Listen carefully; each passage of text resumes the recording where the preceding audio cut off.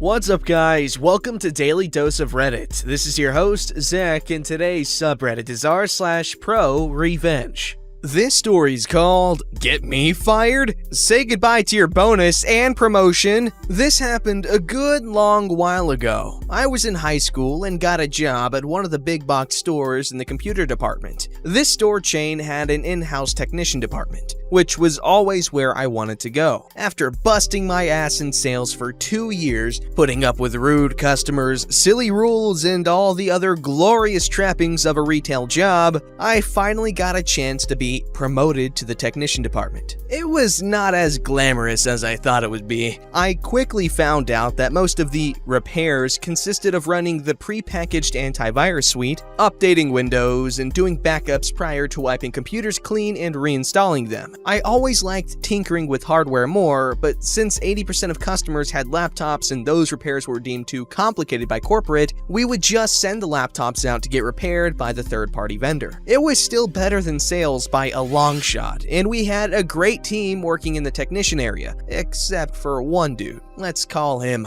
Mike. He always behaved like his crap smelled like roses. He was technically a lead technician, and even though that just meant he had a little more authority, he had access to a corporate account and arranged shipments of computers to and from our store, he was acting like he was the manager of the department. Nevertheless, our actual manager was a splendid dude that took care of us, and as such, Mike's douchery did not bother any of us that much. Fast forward a little, and our awesome manager found a much better job. This opened up a spot for a manager, and since the whole store supervision was going through a shakeup, the general manager was fired for embezzlement, and all the people he hired, 90% of the managers, were under review. This led to everybody trying their hardest not to mess up, and the new GM decided that since our department was one of the best in the district, he would not try to hire an outsider, but will promote from within.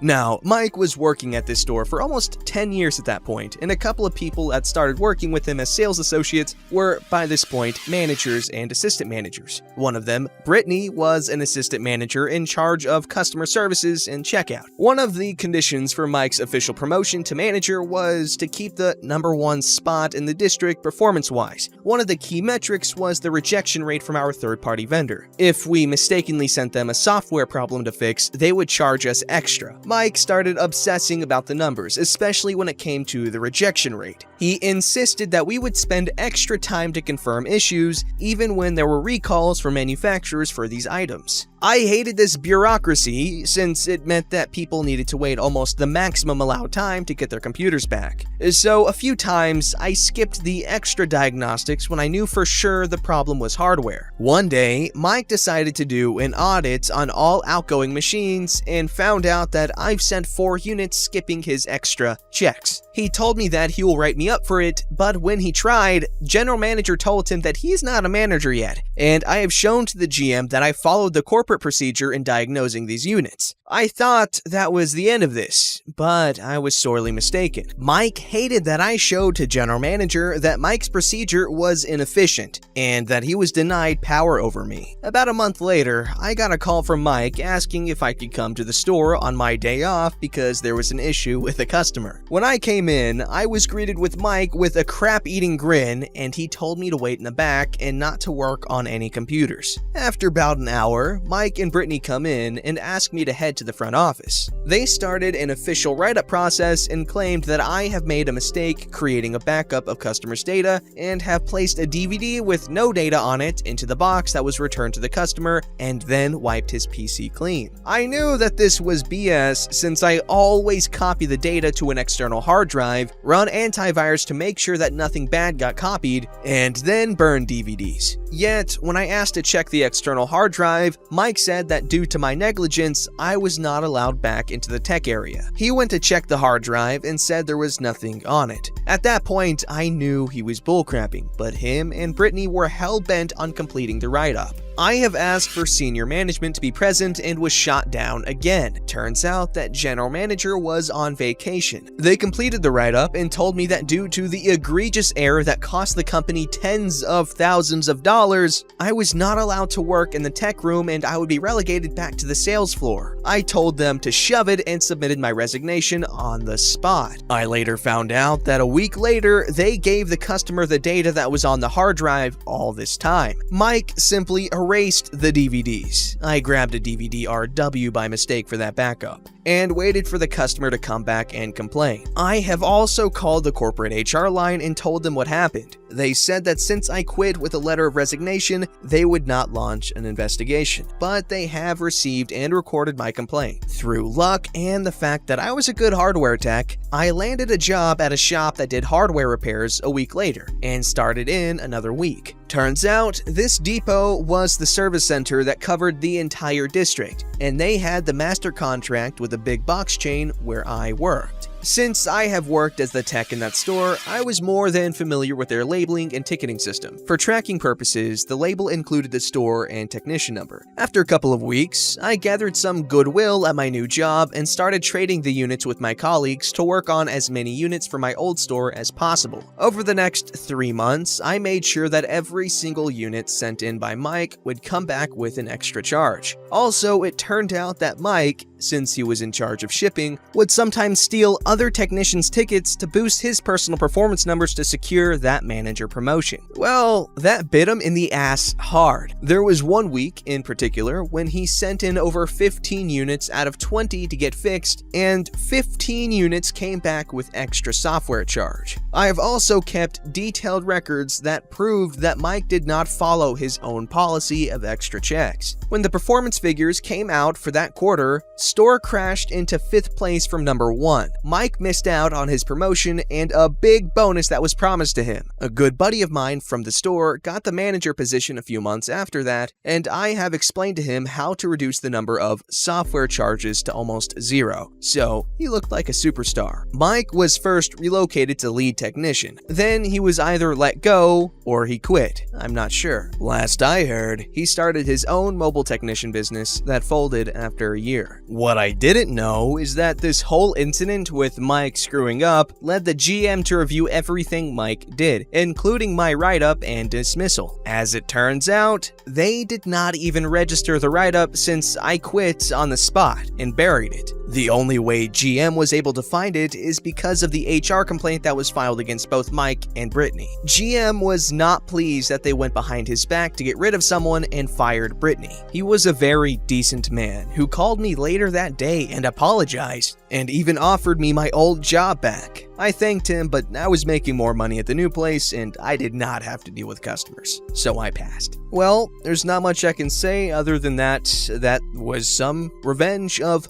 professional quality, so it fits in the subreddit, and it was a pretty good story. Good job on this guy for, finding a job that he actually enjoyed all aspects of.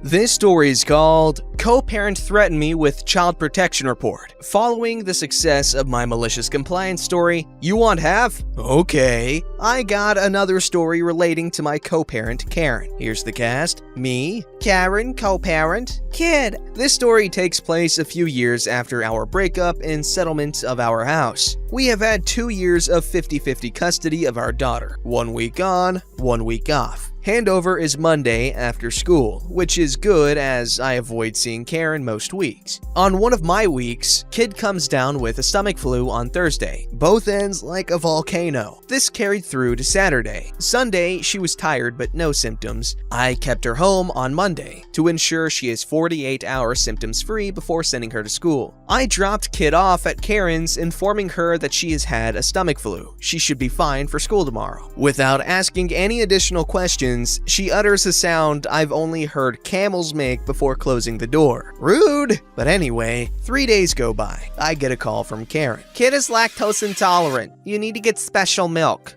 Huh? Where's this coming from? She had ice cream last night and threw up 45 minutes later. I spoke to my hair and beauty teacher who said she must be lactose intolerant. Now, it's time to mention my girlfriend at the time, wife now, is a qualified and practicing dietitian and is listening to this call as I put it on speaker. I really don't think so. Lactose intolerance mainly affects the bowels. Kid had gastro last week. The body will often reject dairy foods for 1 to 2 weeks post-gastro. If symptoms continue after 3 weeks, then it's something to look into. She went on to explain the body science behind this, but I'll spare you the details. My wife said that she cannot make a formal diagnosis, as that requires specific, costly tests, but she can refer and treat such conditions. She said it's her professional opinion, as these symptoms are sudden and presented around the same time as gastro. It's gastro-related dairy avoidance. You're not a doctor. Kid is lactose intolerant, and if you don't comply with the treatment, I'll report you to child protection. I thought for a second. Okay, I'll make you a deal. You get the formal diagnosis, and I'll fund the full cost of the test. If it comes back negative, I'm not paying a cent. Hearing this, my wife smiled. So I pay for the test, and when I get the diagnosis, you'll pay me back the full amount. Yup, including flights and accommodation. Karen agreed to this deal. I text her this for written evidence. She replied with, okay. A few weeks go by. Kid tells me, Mommy is taking me to Melbourne for tests. I get to go on a plane, yay! It's a good time to note, that week, Kid was having milk with her breakfast and, surprise, surprise, no problems. Another 4 weeks go by. Karen calls me. So the test results came back negative? The specialist said it was probably as gastro-related issues. Nothing that we could have seen coming, but at least now we know. Anyway, the flights cost me $600, accommodation was $150, test was $750, so you owe me my half, which is $900. Firstly, my wife, who treats conditions like this, said it was gastro-related. You refused to listen, stating that we are not doctors, but apparently your hair and beauty teacher is a qualified doctor, eh? Secondly, $600, $150, $750 equals $1,500, half of which is $750, not $900, which brings me to my main point. We agreed that if the test was negative, I wasn't going to pay a cent. You agreed. I hung up, sent her a screenshot of our agreement, including her okay response. Ha, Karen thought she was slick. Well, she's not. This story's called Today I Fudged Up by Doing Hot Ones. Obligatory, this happened last weekend. So, my lovely friend is a big fan of Hot Ones, and even a bigger fan of hot sauce. For those of you who don't know, Hot Ones is a show where celebrities eat 10 increasingly hot wings while answering questions. Now, lovely friend's lovely girlfriend gifted him each of the 10 hot sauces that are featured on the show. So, last weekend, we decided to create our very own version. So, with 10 pounds of wings, hot sauce, and 3 bags of milk, Canada, we embarked on this journey. Now, I'm no stranger to hot sauce, but I'd rather taste my food rather than taste nothing but Lucifer's pussy.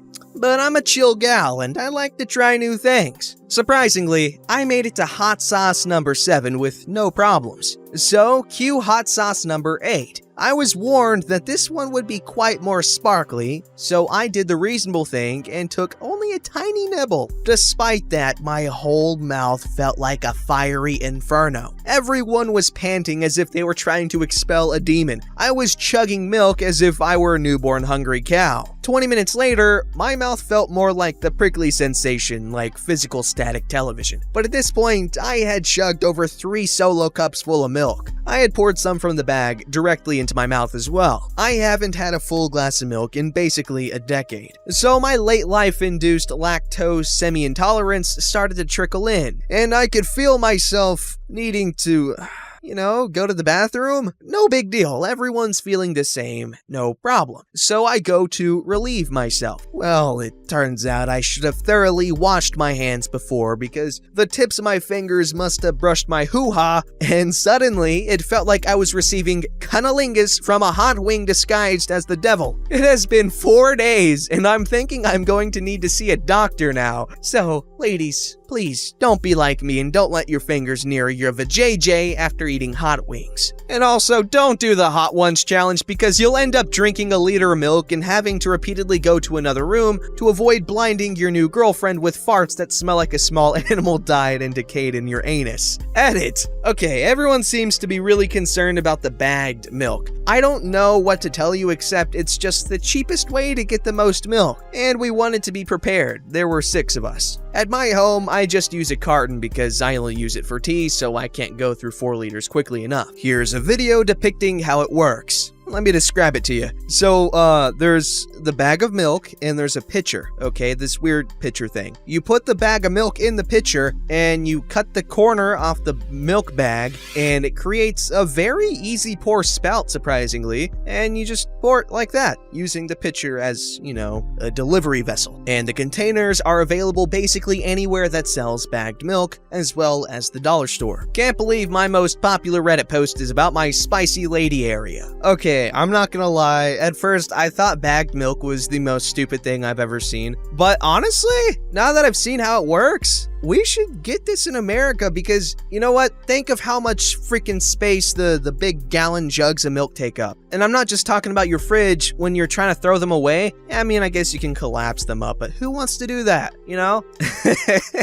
And, that just sounds really unfortunate and painful, I'm assuming. But yes, if you are a weakling, this has never happened to me before. I've, eaten spicy food, I've cut up chilies, and I've never had, problems of that nature. I don't know, it's probably because I'm a superior human being. Get on my level. I recommend using a dish soap for washing your hands after handling spicy stuff, because the spicy stuff is called capsaicin, and capsaicin is an oil, and in case you don't know, water doesn't do a good enough job of washing away oil because oil is hydrophobic, so that's why when you try to drink water, the water can't pick up the oil. It can't, it can't take away the capsaicin from your mouth, and the same goes with your hands.